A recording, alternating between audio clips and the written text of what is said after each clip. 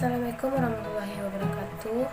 Perkenalkan, nama saya Fitri Meangsari, NIM 2104225, mata kuliah Studi Masyarakat Indonesia dengan dosen pengampu Bapak Dr. Nofrion, MPD. Baik, di sini saya akan menjelaskan sedikit mengenai perkembangan masyarakat Indonesia pada masa kerajaan kolonial dan pasca kolonial. Kolonialisme merupakan istilah yang berasal dari kata kolonus, artinya adalah menguasai. Oleh sebab itu, kolonialisme dapat dimaknai sebagai suatu upaya yang dilakukan suatu negara untuk menguasai wilayah tertentu di luar negaranya. Adapun tujuan dari kolonialisme suatu negara ialah untuk mencapai kekuatan dominan di berbagai bidang kehidupan, baik politik, ekonomi, sumber daya alam maupun sumber daya manusia.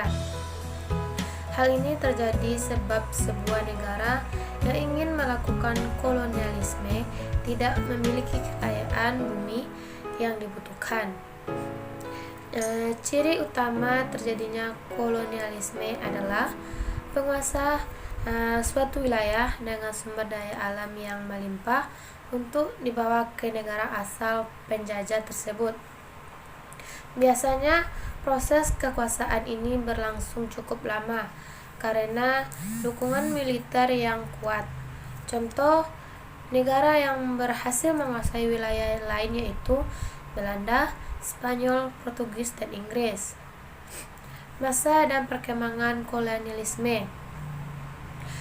Kolonialisme telah berkembang lama di dunia sejak abad ke-15. Awalnya bangsa Eropa menguasai seluruh wilayah dengan kekuasaan, sistem politik, sistem militer kuat.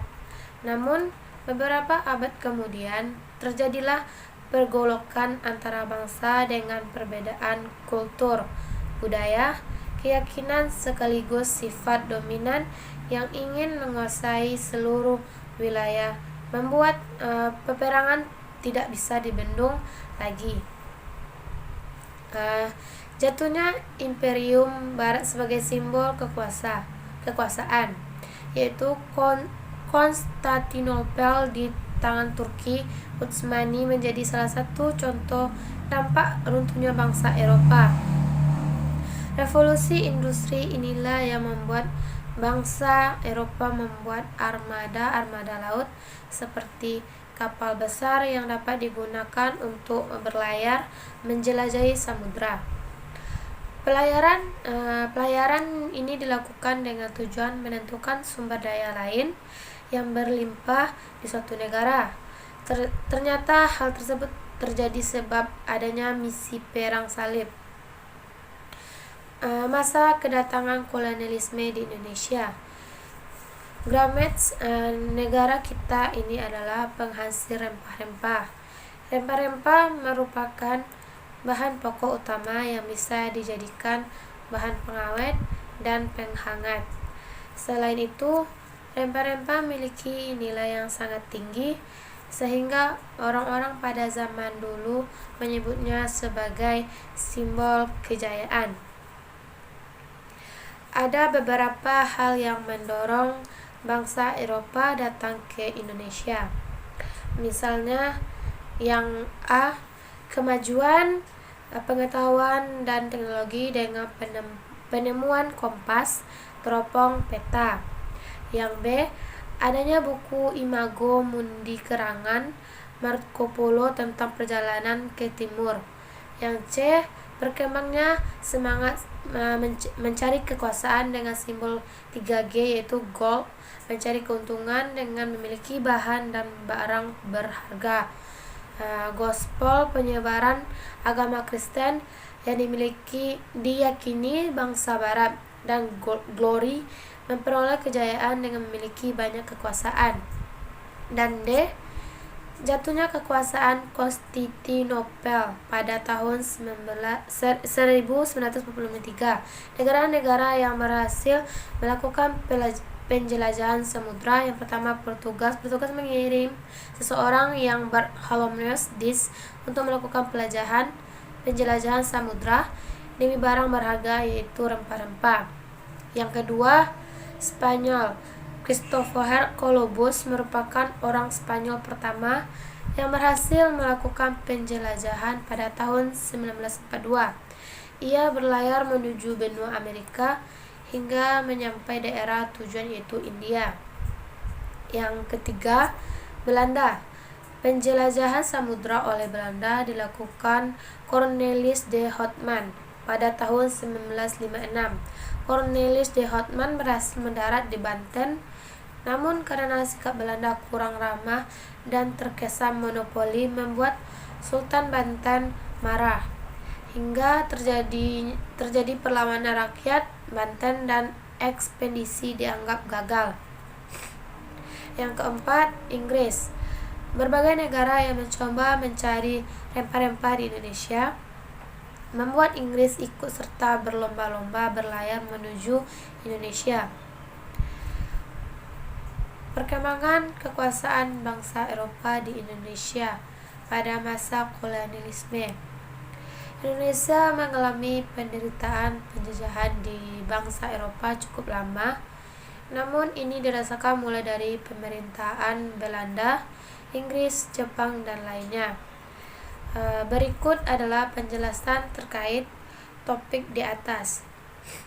Yang pertama, masa pemerintahan Republik Bataaf. Kedua, masa pemerintahan Inggris. Yang ketiga, masa pemerintahan Belanda.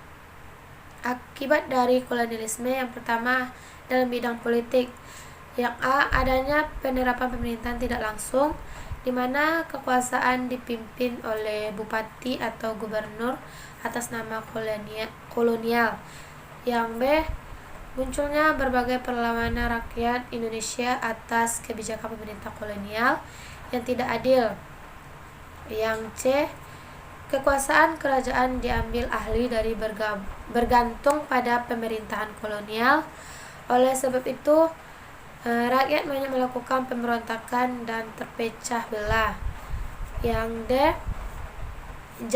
Jawa menjadi pusat pemerintahan dan dibagi atas beberapa wilayah prefektur. Yang E, hukum adat diubah menjadi hukum modern oleh bangsa barat. Yang 2, dalam bidang ekonomi. Yang A, terjadinya monopoli perdagangan oleh penjajah terhadap rakyat Indonesia. Yang B, bidang pertanian sebagai sumber ekonomi utama, rakyat bergeser pada bidang industri perkebunan. Yang C, praktik monopoli perdagangan oleh VOC membuat perdagangan di Nusantara mengalami kemunduran di kancah internasional. Yang E, adanya sistem pajak bumi dan penyerahan hasil bumi kepada pemerintah kolonial. Yang F, penerapan sistem tanam paksa yang membuat rakyat mengalami kerugian dan penderitaan. Yang G, munculnya uang sebagai alat pembayaran baru pada masa pemerintahan kolonial. Yang 3, dalam bidang sosial. A, terjadinya perubahan lapisan sosial di masyarakat. Yang B, banyak mobilitas sosial yang terjadi akibat pemerintahan kolonial yang membutuhkan tenaga di wilayah lain. Yang C, munculnya golongan buruh yang terdiri atas pribumi dan golongan majikan yaitu para kolonial. Yang D, munculnya elit terdidik atas tuntutan pemerintah kolonial untuk memenuhi kebutuhan pemerintahan. Yang E, pembentukan status sosial yang cenderung menjatuhkan pribumi. Yang F, adanya tindakan kekerasan dan pemerasan yang kejam terhadap masyarakat Indonesia. Yang G, daerah Indonesia yang terisolasi dan membuat rakyatnya mengalami ketertinggalan. Yang keempat, dalam bidang budaya. Yang A, terdapat banyak bahasa serapan berasal dari bangsa kolonial yang dipakai oleh rakyat Indonesia sampai sekarang. Yang B, maksudnya bangsa kolonial membuat pertambahan wawasan terhadap alat musik serta tarian internasional. Yang C, terdapat bangunan peninggalan dengan ciri khas kolonial serta arsitektur barat di Indonesia. Yang terdapat benda-benda bersejarah peninggalan kolonial yang dapat menjadi bukti atas kondisi di masa lalu. Yang terakhir, yang kelima dalam bidang pendidikan. Yang munculnya golongan-golongan terpelajar yang memiliki wawasan tinggi di Indonesia. Yang B, semakin banyak rakyat Indonesia yang bisa membaca dan menulis untuk dipekerjakan pada pemerintahan kolonial.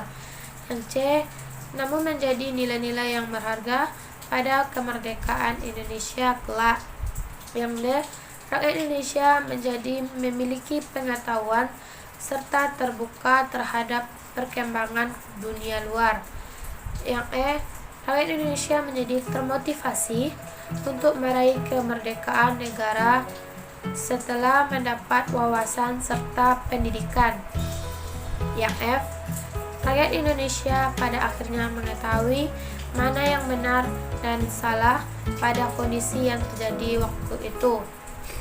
Sekian, terima kasih materi yang dapat saya sampaikan. Wassalamualaikum warahmatullahi wabarakatuh.